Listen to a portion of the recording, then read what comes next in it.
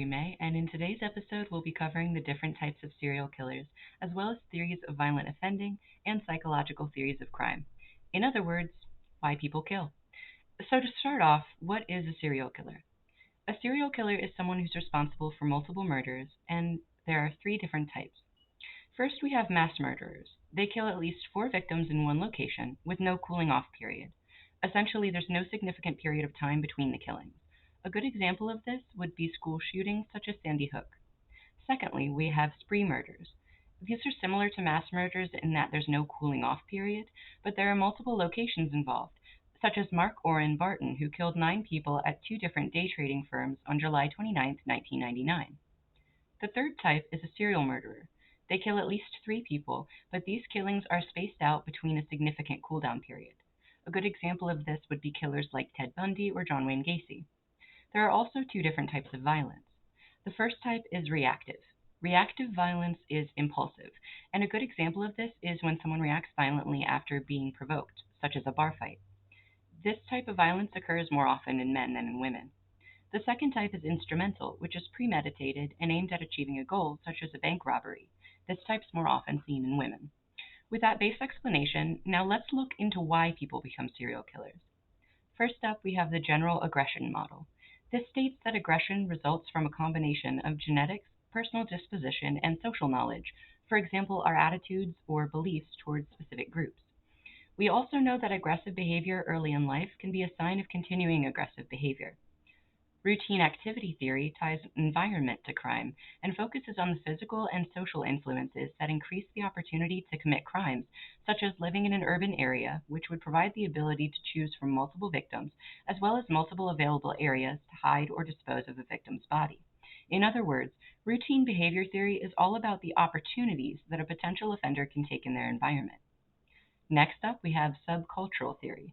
Now, in case you don't know, because I certainly didn't, subcultures are systems or groups in society that often go against the norm of the majority. So, subculture theory says that exposure to violence in someone's subculture can increase the likelihood that someone will then become violent themselves.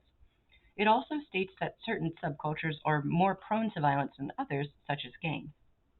The psychodynamic theories I'll share with you next focus more on the internal drives and motivations. Who do we know that focuses on internal motivation? You guessed it, it's Freud. Using his concept of the id, ego, and superego, we can get a deeper look at the criminal subconscious. Today, though, we're only going to focus on the superego, essentially someone's conscious or their Jiminy Cricket. In this theory, there are 3 sources for criminal behavior that can result from the superego being formed in a harmful way. This results in the harsh, weak, or deviant superego. In the harsh superego, there's a manifestation of unconscious guilt. For example, someone's acting out through criminal behavior in order to get the punishment they feel they deserve, such as jail time. A weak superego means that someone is essentially ignoring their conscience, seeking instant gratification and focusing only on what they want. They show a lack of empathy, and this type of serial killer is usually a psychopath. Lastly, a deviant superego is someone who has developed their conscience from someone who is also considered deviant, such as a father-son pair of killers. Parents are actually considered a major factor when it comes to killers, which leads me to my next couple of theories. Next up, we have John Bowlby's theory of maternal deprivation. If there's a lack of maternal relationship with a child, or if that bond is severed early, that could have potentially criminal impacts on the child. Bowlby believed that this led to delinquency, depression, increased aggression, and psychopathy, since they wouldn't have a mother to teach them the correct way to behave. However, many children who experience maternal deprivation do not grow up to be criminals, so this theory isn't very widely regarded today. The opposite can also be true, such as in the case of Ed Gein, who was obsessed with his mother to the point of criminality. In the case of the researcher husband and wife duo, Sheldon and Eleanor Glueck, they believed that they could predict who would later be involved with delinquency. They stressed the importance of family, including the presence or history of criminal behavior, alcoholism, and mental deficiency in families, arguments between parents or between parents and children, and a lack of parental attention. According to Glueck and Glueck, criminality can start in the home, though peers and school may also contribute, just not to the same degree. Speaking of societal bonds, lastly we have learning theories. Hershey's control theory focuses on our social bonds.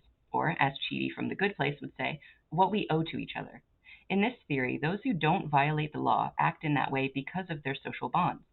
The more bonded we are to each other and to society as a whole, the less likely we are to want to engage in criminal behaviors. There are four types of social bonds: attachment, which is our relationship to others; commitment, which is our time, energy, and effort; involvement, being involved in activities that are not crime related; and belief, a respect of the law and a willingness to obey it. Gottfriedson and Hershey's general theory of crime, yes, the same Hershey, state that crimes occur when there is an opportunity and low self control acting together to influence someone. Most children develop a sense of control at age 8, and this theory states that those children who don't develop good self control when presented the opportunity will become criminals later in life. Similarly to Balby and the Gluicks, parenting is also a strong factor of criminality in this theory. Sutherland's differential association theory also tells us that we learn deviant or criminal values and attitudes from our interactions with others, and are most likely to learn criminality from friends and family, but that media portrayals of criminality may also contribute. Finally, we have Acker's social learning theory, which tells us that we learn by watching others, as well as experiencing vicarious conditioning, which is when we experience the consequences of someone else's behavior. This theory also states that our primary behavioral influences are our parents, peers, and the media. Most important of all, though, it's important to note that there is no single factor, life choice, or path that leads to criminality. It's all a combination of complex factors that work together. With that said, this is your reminder to be kind, do no harm, and make sure your parents are doing okay. Thank you so much for listening, and I'll see you next time.